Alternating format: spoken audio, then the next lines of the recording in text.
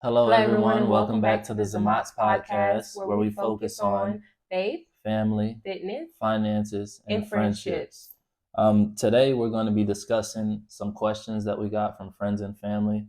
We're going to be answering those and elaborating. But we want to start off this podcast and every podcast moving forward with a verse of scripture. Mm-hmm. So if you guys can open your Bible, turn to your Bible. If you don't have one, you can just listen along. I'm in Psalms chapter 1. And I'm reading it in the King James Version because it sounds cool. Okay, so it says, "Blessed is the man that walketh not in the counsel of the ungodly, nor standeth in the way of sinners, nor sitteth in the seat of the scornful. But his delight is in the law of the Lord, and his law doth he meditate day and night. And he shall be like a tree planted by the rivers of water, that bringeth forth his fruit in his season. His leaf also shall not wither, and whatsoever he doeth shall prosper." Amen. Amen. I'm going to elaborate more on this scripture after we answer these questions and go into some of the topics that we have. Mm-hmm. So this will tie in, right? Every verse of scripture that we go through in the beginning of the podcast is going to tie in with what we're talking about on the episode that we're on. All right. Correct. Okay, so just like an introduction, because our podcast will consist of a lot of different things. We want to keep the questions fresh, but also true to what we believe and what we stand on. So as everyone know, we are married, so we do have something called tonight's questions. It's just literally a bunch of cards full of different questions.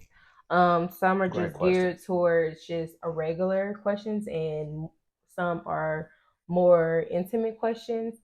And then we also have let's get deep questions. So if you guys would like for us to read a question from either one of these pack of questions, just comment down below which one, and we'll get into it. Of course, 18 and up for the more intimate questions. But yeah, I just wanted to explain that. But we're going to get into some questions that we asked on our social media whenever we posted that we were going to be posting our podcast. So we can go ahead and get into it. You want to read the Yeah. first ones?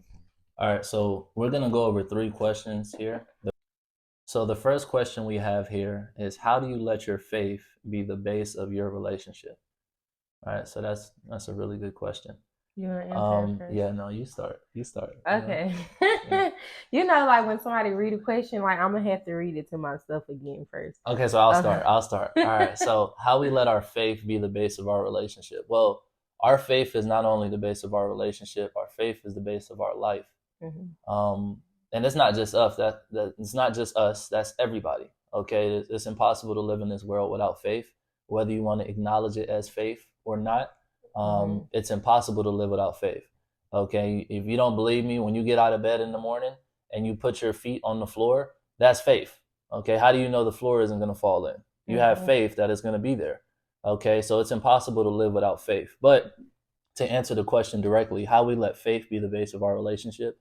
Well, we place God first, and we understand that the reason that our relationship thrives the way it does, the reason that we're able to love on each other, and the reason I'm able to love on my wife, and the reason that my wife is able to respect me as a man, is because you know we follow the principles of God, right? And mhm, we follow the principles of marriage, and we understand that for a man, the most important thing that a man could do for his wife is to love her. So the job of a man, the job of a husband, is to love your wife. Okay, and I'm not talking about just physically, being affectionate. There's a reason that there's a difference between love and affection. All right, I'm not just talking about physically. 1 Corinthians chapter 13, verse 4 says, "Love is patient, love is kind. It does not envy, it does not boast. It is not self-seeking, it is not easily angered. It keeps no record of wrongs. Love does not delight in evil, but rejoices with the truth. It mhm, always protects, always trusts, always hopes, and always perseveres." Okay, so love is an action, it's not an emotion. All right. Now, from a woman's perspective, and what a wife's job is to respect her husband. Okay, that's the wife's job. All right. So, what does that mean? Well, it's praising your husband for the things that he does. It's feeding his ego, right? Women are emotionally driven mostly. Men are, logically driven. Okay, we operate on logic. All right. So as a man, It's comforting for me to hear my wife tell me how much she appreciates me, and to stroke my ego, right? And the more she strokes my ego, the more comfortable I feel as a man and as my role as a husband. You wanna? Yeah, so like he was just saying, like love for a female, like you can't say I love you and then your actions don't show it. And I feel like also too, like when it comes to submission, especially in our generation or just in general, I won't even say just our generation, the word submission, to submit to your husband is just like a big argument, I feel like. And there's no need for it to really be an argument, because I have no problem submitting to him, because in the ways that I need to receive love, he does that 110%. Like not just the physical aspect, but spiritually, like in the room praying and watching over our family and praying over our family and providing. He is the head of the household. He's providing for our house, not only in a financial way but also a spiritual way. And then just loving me, it's not just what's being posted on social media, but every single day I'm getting hugs, I'm getting kisses, I'm getting words of affirmation, acts of kindness, like all of that. So to really answer the question, how do Having we that make faith. faith the base of our relationship? Well, first of all, you can't have faith as the base of your relationship if you don't have faith separately.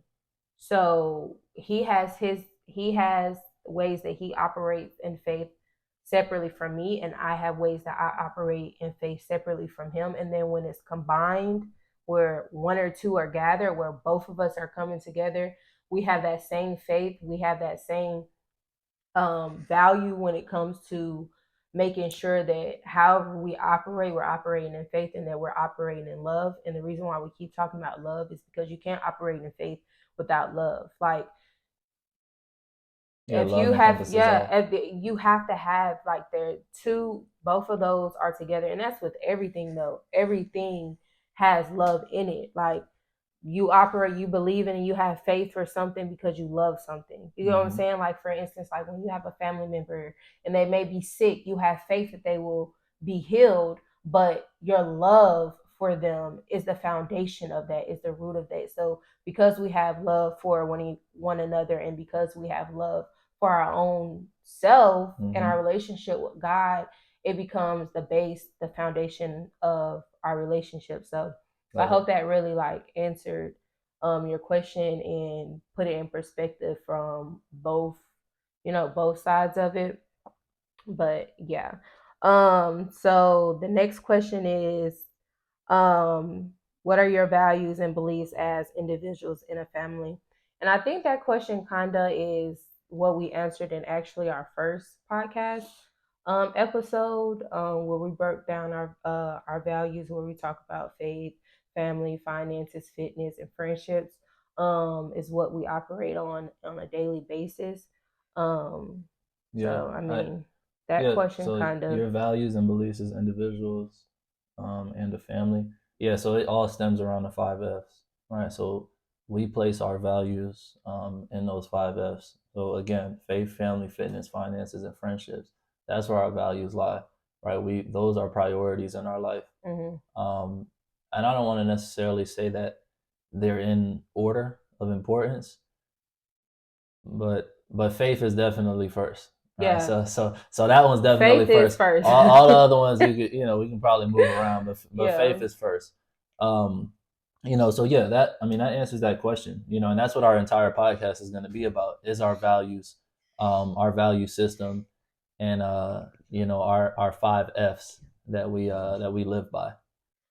All right, wonderful. So our next question, um, it's kind of a three-parter, I guess. So it's cheating, infidelity, and transparent communication. So I want to take it one by one. I actually want to read. Um, I want to read the definition so I answer this properly.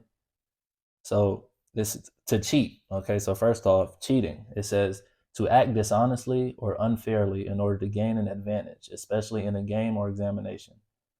Then it says to avoid something undesirable by luck or skill. Okay. As a noun, it says a person who behaves dishonestly in order to gain an advantage. So I'll use that definition. Um, so so when it comes to cheating, um, this goes back to character, Mm-hmm. right? If you're the type of person that doesn't have a problem with cheating, or you think cheating is okay, in any, whether it be in a relationship or in a game or in anything that you do in life, if Mm-hmm. cheating is okay for you, if you give a pass to cheating, then when you get into a relationship, that just opens a door for you to, Cheat. operate. Yeah, cheat. It opens the door for you to have that type of behavior. Um, I never have nor never will be that type of dude. Uh, I don't cheat. I don't cheat when I play games. I don't cheat when I'm in a relationship. I don't cheat.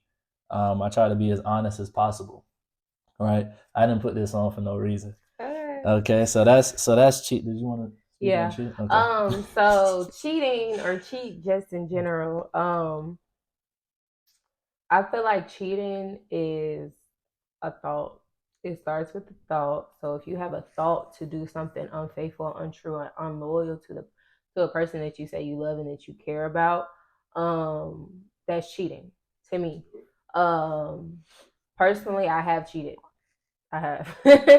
I have cheated. The thought of it, yeah, somebody that I wasn't necessarily committed to or really had no interest of really being with, but I was young when that happened. So um, I feel like young and dumb type stuff, it really wasn't necessarily like I was in a relationship and I cheated or I dogged somebody. You know, I was out of a relationship, but I was entertaining other people that I wasn't necessarily committed to. But even that is an act of cheating because, like, why? Like, just don't talk to nobody, don't entertain nobody. So Right. that's my perspective on it. The thought is your thought. Like, to me, like when people say like cheating, I don't necessarily think about like the sexual act or you been in a relationship and you done that. I think Mm-hmm. it's the thought of it. Like if you, Oh, then I cheated plenty of times. If it's the thought. yeah. So when? Wait, if it's the thought, you're saying the thought of I'm saying if entertaining another yes, person? I'm saying especially like when you're in a relationship. So if you're in a relationship and you say I look at another man and I'm like, oh dang, I could really get down with him. That's cheating. Your thought, like that's a thought. No, no, Yeah. I ain't do. No, I'm not saying no Oh, to okay. your viewpoint. I'm saying no, like I haven't done that. Yeah. Like been in a relationship and seen somebody else, like, oh, I want to. Or Like I you never. act on like you're okay, so your entire thought process, like Mm-hmm, you see somebody and you are in a relationship mm-hmm, and you see somebody else and you flirting with them or before you they even approach you or before the situation becomes like between two mm-hmm, mm-hmm. people, your thought has already been there. Oh dang, like they fine. I could, take them down. I want to talk to Oh them. I yeah, want to no, da, no, da, I da, ain't and never you're did in that. a I ain't never cheated. relationship. I'm a saint. That's cheating. Yeah, no, I ain't never So did that. I ain't never did that. Okay. the only reason why I broke that down like that is because of what he's going to explain next. So So you can go ahead and perfect. do that word. Yeah, perfect. No, that was good. So that's cheating. Now let's go to infidelity. All right. So the definition for infidelity, it says the action or state of being unfaithful to a spouse or other sexual partner. And then the second definition says unbelief in particular religion, especially Christianity. I didn't know that. That's pretty interesting, but Yeah. but we're not going to use that. We're going to use it as a noun, okay? Or the first definition. So the action or state of being unfaithful to a spouse or other sexual partner. Never did that neither. Yeah. So when it comes to infidelity, I feel that if somebody is not getting what they're asking for in a committed relationship, um, that's what will cause them to step out of the relationship, Mm-hmm. right? If they're lacking in an area, whether it's emotionally, physically, mentally, if they're lacking in some area, that more than likely will cause somebody to step outside of out of their committed relationship. Yeah. However, there are people that just have no conscience of it, right, and just step outside of the relationship just because they want to have fun, Yeah. right? Those people don't need to be in committed relationships, right? Because they want to have fun, and ain't no judgment on them. It's just you don't need to be committed if you still trying to, sow your royal oats. But even with that, I'm sorry, but even with that, it's just like you're doing that because you're still hiding and running from something else. Like, Yeah, if someone, like, if you're saying that, oh, I don't want to be with nobody, I don't want to settle down, it's a root to the reason why you don't want to do that and the for reason why sure. you don't want to be committed. For sure. Because, like, regardless of how everyone feels about the situation, man and woman were created to help each other and to create life, to keep life going. And we were talking about this a little bit off of camera, but whenever you step outside of your relationship, it all plays a part into whether you're being satisfied. Like you said, like, the only reason why people do that is because in some realm they're not satisfied. And most of the time, I didn't spoke to plenty of people, oh, the sex was great, like sex was good, but I don't know. So if the sex is good and you're stepping outside of your relationship or you're stepping outside of your marriage to be sexual with somebody else, they feel you in a way more than sexual. Right. And you don't think about that. Right. A lot of times, like, the spiritual aspect isn't brought into play or isn't brought up as much. Like, the reason why I'm so, like, happy and fulfilled with him is because he fills me spiritually. Like, without someone feeling you that, like, that you're actually involved with and that you're serious about and that you want to be in a relationship about, or even that you're learning from from jump, if you realize that spiritually they cannot satisfy your soul, it's off. not going to work. Because the reality of it is, like, regardless of how attracted I am to this man, regardless of how attracted I am to you, sir, I need that spiritual. I need him to be there for me spiritually. I need him to be there for me more than a physical aspect. So that's my perspective on it. No, that's really good. That's good, babe. But you got to think about it. Like, humans are made in three parts, right?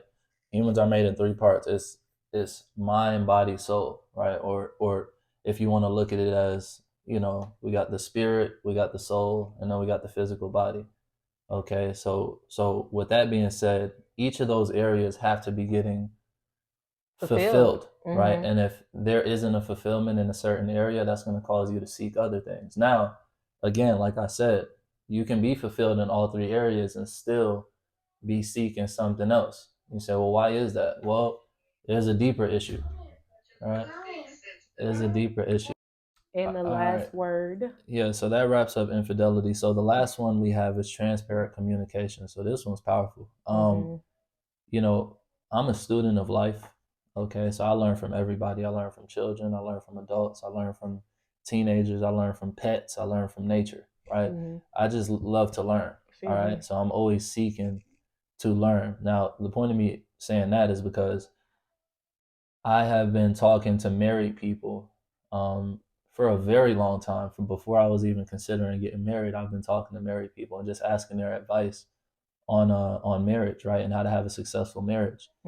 And some of the most common advice that I got is transparent communication, right? That's one of the most common things that I've gotten from couples that have been in marriages for 20 years, 30 years, 40 years, right, even 50 years. Is transparent communication. So here's what I want to say. If you're in a committed relationship, if you're in a marriage, right, if you have a partner, I feel that if you aren't being transparent with them and you aren't sharing your true feelings, how you really feel, and being honest and open about everything that you have going on internally and externally, who are you being transparent with? You know what I mean? If it's not your life partner, then who are you being transparent with? And if it's not with anybody, that means you have bottled up emotions, right? That means you have bottled up things that you're not expressing. And you guys have done the experiment, right? You shake a soda bottle, right? And you can shake it for, a couple of seconds, right? You shake a soda bottle. Okay. All right, let's stay on track. So you shake a soda bottle, all right? And if you shake it for a couple of seconds and you open the top, it's going to explode. Okay. Same thing holds true for humans, right? We got emotions inside. We got things that we need to let out, things that we need to communicate.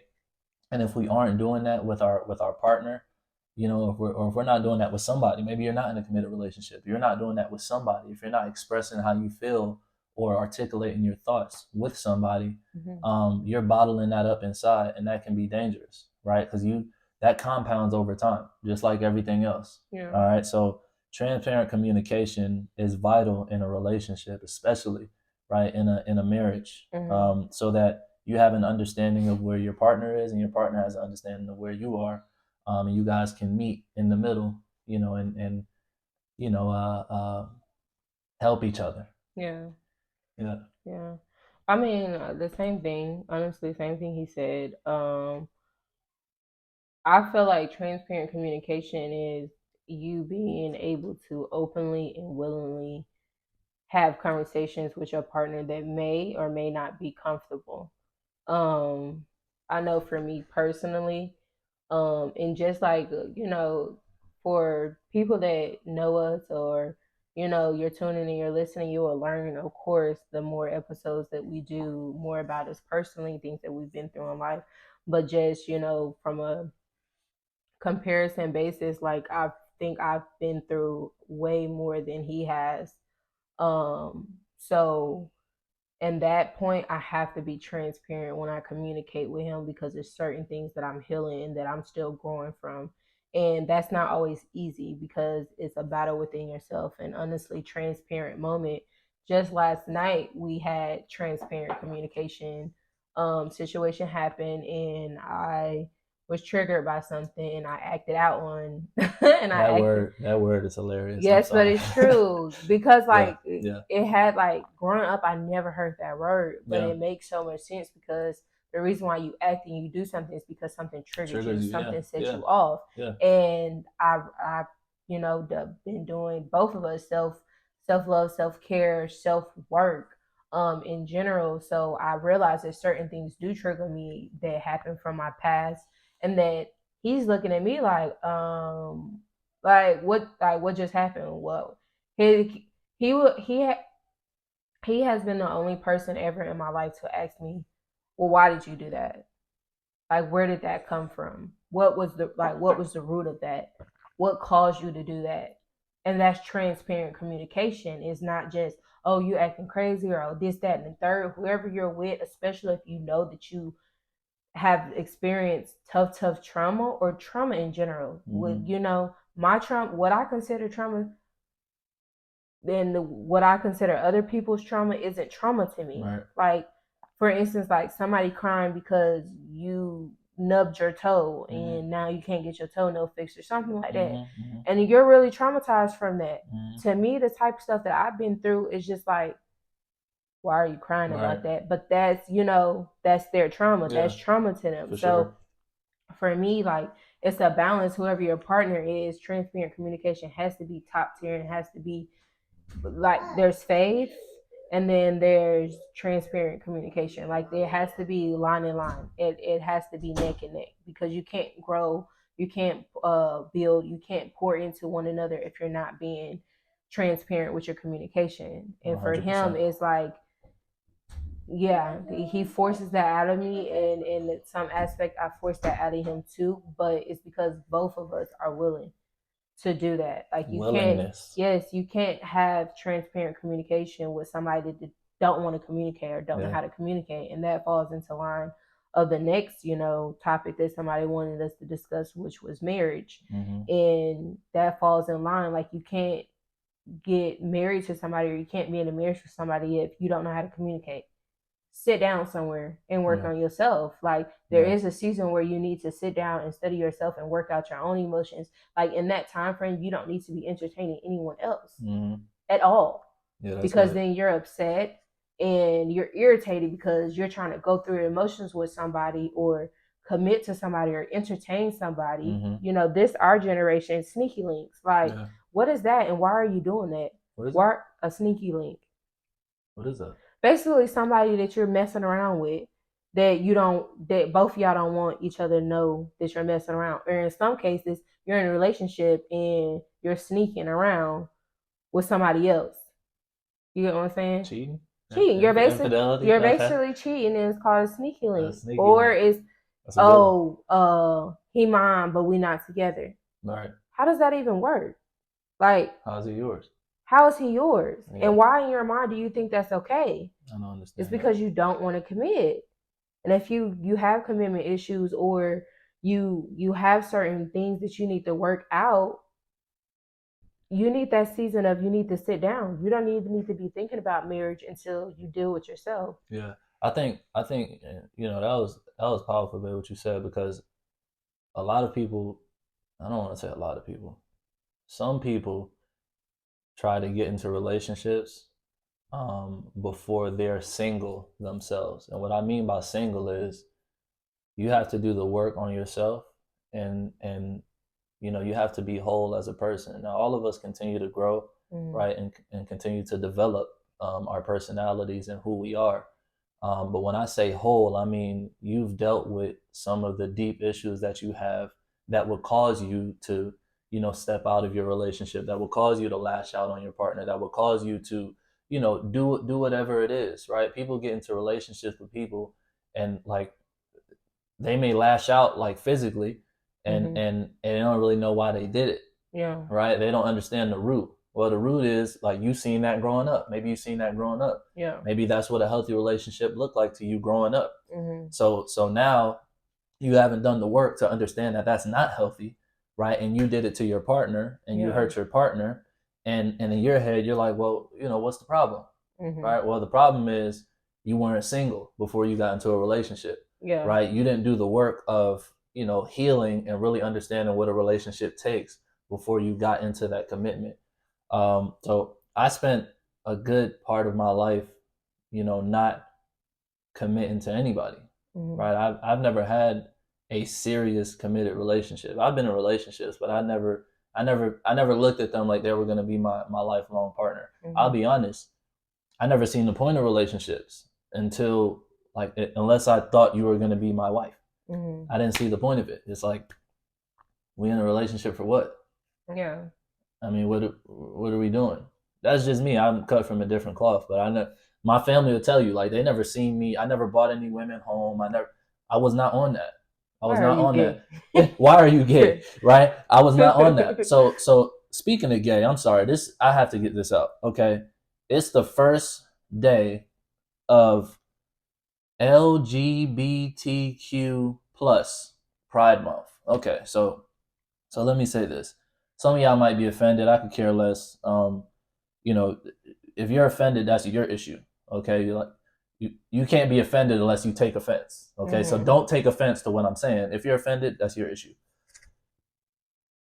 I have a big problem with the powers that be forcing this agenda of homosexuality. I don't even want to call it gay. It's homosexuality, right? I have a problem with that because there's two reasons. One, God says it's wrong, right? If you read the Bible and you believe that the Bible is truth, then in the Bible it tells us that, homosexuality is wrong, right? It's an abomination. Okay, so that's one. But two, homosexuality is anti-life. Okay, two men or two women cannot procreate. Okay, it's anti-life. If everybody in the world was homosexual, there would be nobody here. Okay, so it's anti-life. Nothing against homosexual people. I have friends that are that live that type of lifestyle. Nothing against them, right? Nothing but love for them. I'm a love them, right? That doesn't mean that I don't believe it's wrong. Okay, so here's the thing that I want to say. You can love somebody and not agree with their choices. Yeah. And right? I think that's where the world is at odds. Yeah. People don't see that. They don't understand, how could you love them and not support what they're doing? Well, because I do, right? I love you, but I don't support what you have going on. I don't question anybody's motives. Okay, you may have good reasoning for being a homosexual. You may have experienced that when you were younger, and maybe you think it's it's right, or it's okay. I'm not judging your motives, okay? But what I would say is the act is wrong. Yeah. Okay, your motives may be right. You may have great reasoning, but the act itself is wrong. Not judging the person, but I do judge the act. Yeah. Right? There's such thing as right and wrong, believe it or not, right? Society doesn't want to say that there's such thing as right and wrong. There is such thing as right and wrong. Homosexuality is wrong because it's anti-life. Okay? It doesn't produce life. Anything that doesn't produce life is wrong. Yeah. Period. That's just what it is. Not just homosexuality, but just anything. Anything that doesn't produce life is wrong, right? If a plant didn't produce other plants, if it didn't bear fruit, would you consider that to be a right plant or a wrong plant? Would you consider that to be good or bad? Yeah. If it didn't bear fruit, you would consider it to be bad. It serves no purpose. It's no use. Now, I'm not saying you don't serve any purpose, okay? But what I'm saying is it's anti-life. And if it's anti-life, then it's wrong. Yeah. Period. I just wanted to say that. Yeah.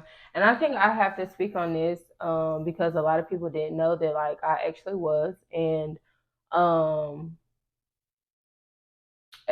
I had to realize that it stemmed from my childhood. And me not wanting anything to really do with men. And I feel like whenever or whoever reaches that point to where you have to do that self work and you have to realize certain things, you have to put certain things into perspective. And I knew just with me personally, my faith and what I believed in, I could not still operate in that realm. I cannot still condone certain things. Like he said, we both of us have friends and people that we're actually really cool with that are homosexual or operate and flow with the complete LBGTQ community, and it's nothing against them, but I also feel like we can't silence our tongue on our perspectives on it. Like, live your life, do what you want to do. There's no judgment here. There's nothing but love. I feel like there needs to be more conversations. Like, I can love you, I can support you, but I don't necessarily have to agree with what you have going on. And I think I can understand it from both sides because I was, you know, and for a while I was confused. Well, maybe I do. Like, no, I don't. Right. I don't. It was fun while I did it. Like, that was my experience. And I know now that, like you said, like anything that is anti-life is outside of the will of God that He has for us. Like, period, point blank. Like, regardless if you is male and male or female and female, and they have a child, you had to go outside of your source and what you say that you believe to get that. Yep. And that's it. Yep. There's nothing else to really say on that topic. That's just our perspective and our view on it. And I feel like it's the perfect time to speak about it because, like you said, it's an entire month dedicated to that. It's not an entire month dedicated to man and woman, or it's not an entire month dedicated to marriage. Like, it's a separation and it's a force. That's the issue at hand. You're forcing what you believe and how you maneuver and what you want, like your personal opinion on, being gay or whatever the case may be on everyone else. And I don't feel like that's right. Yeah. You can have your right and do what you want to do and act how you want to act. That's something that you and your God got to deal with. But don't force it on. One second, Mama. Thank you. But don't force it on anybody else, and don't force that inside of the school systems. And I think that's really why it's just like it's a need to speak up against it, and it's a need to speak about it, because I don't want my daughter going to school and you're telling her that, oh, he can be a she. Yeah. And he can go into the girls' bathroom because he considers himself a female. What? Because he will get handled. Like, that's not okay. What? It's not okay. And, I know we're going to catch, some backlash from that. But like I said, it's much love. Is like nothing, to you personally. That's just our perspective and our view on it. I want to, not to cut you off, babe, but I want to end off with this. First of all, darkness is not a force. Darkness is an absence of light. Okay. Yeah. That's something that I heard from a gentleman that I listened to. And I thought it was profound. Darkness is not a force. Darkness is an absence of light. Okay, so light is the only thing that there is. Now, when there is an absence of light, that's when darkness comes in. All right, that's why we're called to be the lights of the world. Okay, so with that being said, like you mentioned, they have a whole month dedicated to the homosexuality movement, which is baffling to me. Do you know why slavery lasted for over 400 years? Okay.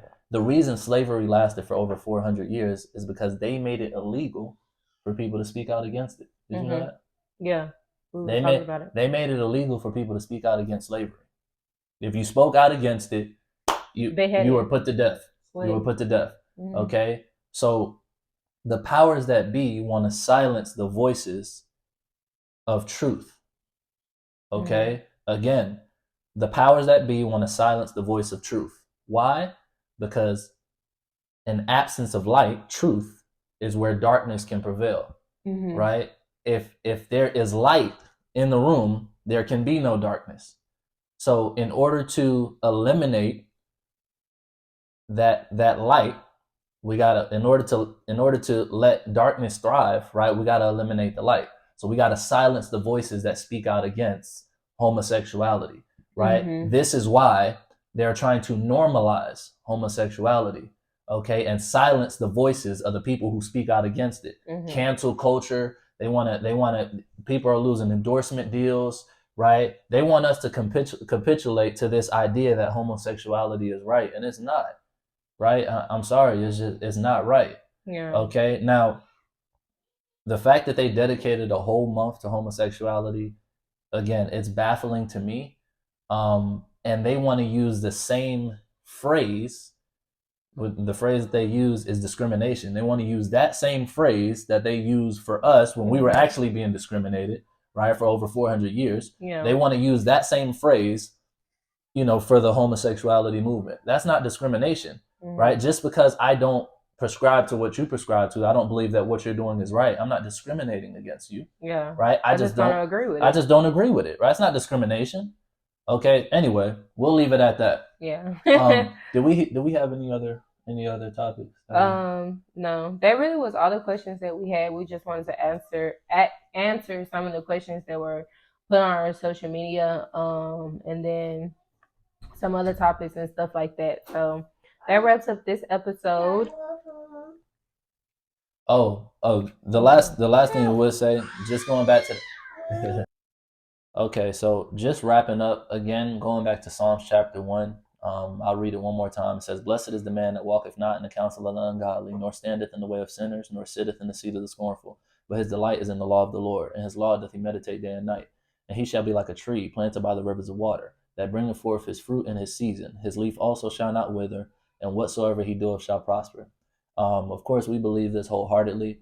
But what I wanted to say was, in life, in order to achieve success in any area, okay, you have to surround yourself with people that have the same values that you have, okay? And this is what this verse of scripture is talking about, right? It's not telling you what to do, it's telling you what not to do, right?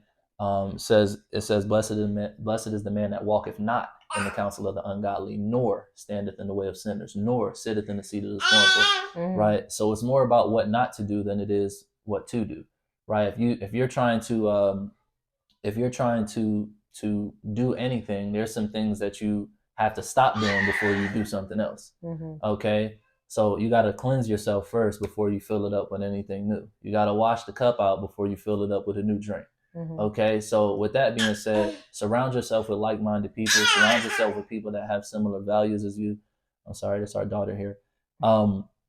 And you'll see how you thrive as an individual, right? And it may be difficult, right? Maybe the people that are in your circle are family, right? They've been around you for a very long time. You love them, right? Cool, no problem. But you got to get in a circle. You got to get around some people that have similar values, have similar goals, and that are going to push you to be all that you can be. All right. You got anything to say? No, that wraps that up. Guys, this wraps up this episode. Hopefully you got something from it, something that gets you thinking, something that motivates you, something that poured into you in some aspect and way. But until next time, love you guys. Let love fill your hearts. Peace, blessings. Bye.